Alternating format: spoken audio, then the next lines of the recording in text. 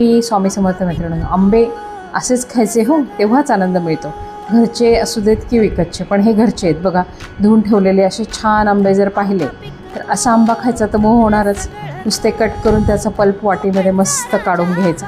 साजूक तूप छान असं पातळ करायचं आणि पळीभर साजूक तूप त्याच्यावर टाकायचं मस्तपैकी आणि चमच्याने हलवून तो आंबा खायचा. याच्यासारखं स्वर्गसुख नाही. वजन वाढतं थोडंसं, पण ते होतं की नंतर कमी. पण आंबे थोडी ना आपल्याला वर्षभर मिळणार, पण इतकी अप्रतिम चव लागते. तुम्ही पण नक्की ट्राय करा.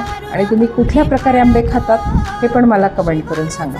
मला जेव्हाही वेळ असतो किंवा जेव्हाही मला आंबा खायचा असतो तर मी ह्या पद्धतीने एक, आणि दुसरं म्हणजे स्वच्छ धुवून आणि त्याची आपण सोलपटून ज्या पद्धतीने खातो त्या पद्धतीने, जसं की हा आंबा घेतला, त्याचं देठ कट केलं आणि छान असा सोलायचा आणि एक एक साल ओढत दाताखाली तो आंबा खायचा. ही लहानपणीची पद्धत. घराच्या घर आंबे भरलेले असायचे.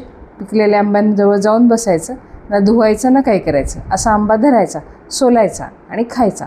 पूर्ण कोय अशी छान बाहेर काढायची आणि ती हातावर रस ओघळेपर्यंत, सगळा गाल आणि चेहरा भरेपर्यंत आंबा खायचा. या पद्धतीने आंबा खाल्ल्याशिवाय काही आनंद पूर्ण होत नाही. तुम्ही कशा पद्धतीने खाता नक्की कमेंट करून सांगा आणि आंब्याचा सीझन एन्जॉय करा. थँक्यू.